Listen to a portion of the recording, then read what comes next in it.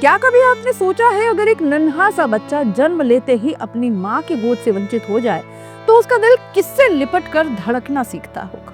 अगर समाज उसे अपनाने से इनकार कर दे तो वो किसे अपना कहता होगा? आज की कहानी किसी इंसान की नहीं, लेकिन भावनाएं पूरी तरह इंसानी है। ये कहानी है पंचकुन की, जापान का वो नन्हा बंदर जिसने दुनिया को ये सोचने पर मजबूर कर दिया कि अकेलापन सिर्फ इंसानों की समस्या नहीं है। जुलाई 2025 जापान के इचिकावा शहर के एक चिड़ियाघर में जन्म हुआ एक छोटे से जापानी मकाक का नाम रखा गया पंचकुन। जन्म के समय उसका वजन सिर्फ 500 ग्राम था, बेहद कमजोर, बेहद नाजुक। लेकिन असली झटका जन्म के बाद लगा। भीषण गर्मी, प्रसवती थकान और कमजोरी। उसकी माँ ने उसे स्वीकार ही नहीं किया, वो उसे छोड़कर चली गई। जानवरों की दुनिया में यह असामान्य नहीं है। कई बार माँ कमजोर शिशु को त्याग देती है, लेकिन इस बार कहानी यहीं खत्म नहीं हुई, बल्कि यहाँ से शुरू हुई। कुछ ही हफ्तों बाद सोशल मीडिया पर एक वीडियो वायरल होता है। वीडियो में पंचकुन कुछ खाता हुआ दिखता है और तभी एक वयस्क बंदर उसे पकड़कर जमीन पर घसीटता है, गोल गोल घुमाता है। छूटते ही वो भागता है और पास पड़े एक ऑरेंज रंग के खिलौने से जाकर लिपट जाता है, खुद को उस खिलौने के पीछे छिपा लेता है। वो दृश्य लाखों लोगों के दिल में जैसे चुभ गया। जापानी बंदर बेहद सामाजिक प्राणी माने जाते हैं। उनकी दुनिया झुंड से चलती है। माँ सिर्फ दूध नहीं देती, वो सामाजिक व्यवहार सिखाती है, सुरक्षा देती है, पहचान देती है। पंचकुन के पास ये प्राकृतिक स्कूल नहीं था। चिड़ियाघर के कर्मचारियों ने समय रहते उसे अलग किया, अपने हाथों से दूध पिलाया, उसकी जान बचाई। लेकिन सवाल सिर्फ जीवन का नहीं था ना, भावनात्मक विकास का भी था। जैसे जैसे पंचकुन बड़ा हुआ, उसमें बेचैनी और असुरक्षा के संकेत दिखने लगे। वो दूसरे बंदरों के पास जाता, वे उसे अनदेखा कर देते। कभी कभी वो दूर बैठकर बस उन्हें देखता ही रहता। क्या ये दृश्य आपको किसी स्कूल के उस बच्चे की याद नहीं दिलाता जिसे ग्रुप में शामिल ही नहीं किया जाता? इस स्थिति को देखते हुए देखभाल करने वालों ने उसे एक ऑरेंज रंग का सॉफ्ट टॉय दिया। साधारण सा खिलौना, लेकिन पंचकुन के लिए जैसे वो उसकी दुनिया बन गया।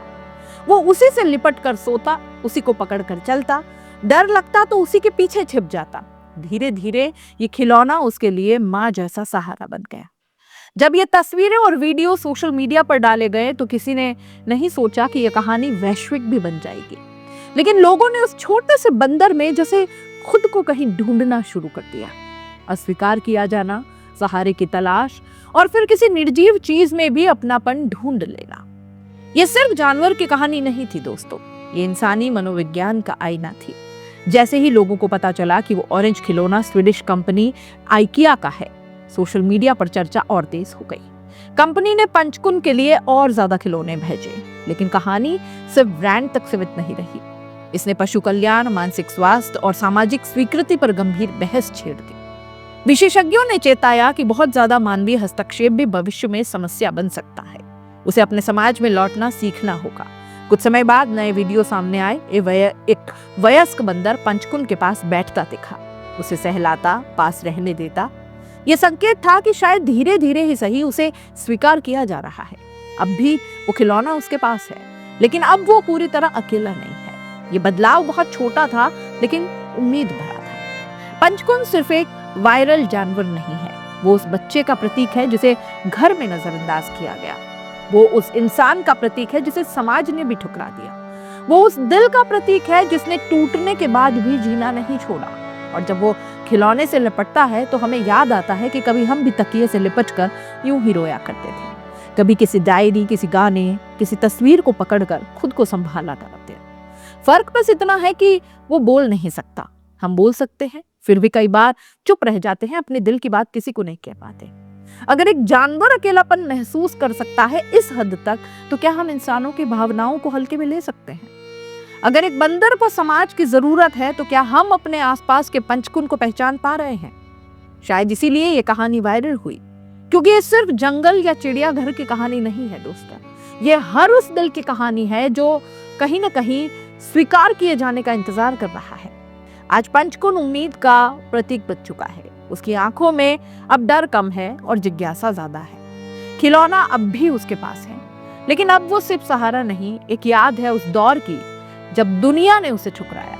और शायद यही इस कहानी का सबसे बड़ा संदेश है। अस्वीकार किया जाना अंत नहीं होता दोस्तों, कभी कभी वही दर्द हमें और ज्यादा मजबूत बना देता है। अब आप बताइए, क्या पंचकुन की कहानी सिर्फ एक जानवर की कहानी है या फिर हम सब की? क्या आपके भी आसपास कोई पंचकुन है? अगर है तो पहचानिए उसे और बनिए वो ही उसका खिलौने वाला बंदर, वही साथी जो उसका सब कुछ बन जाता है, उसकी पूरी दुनिया बन जाता है। कर पाएंगे? नमस्कार।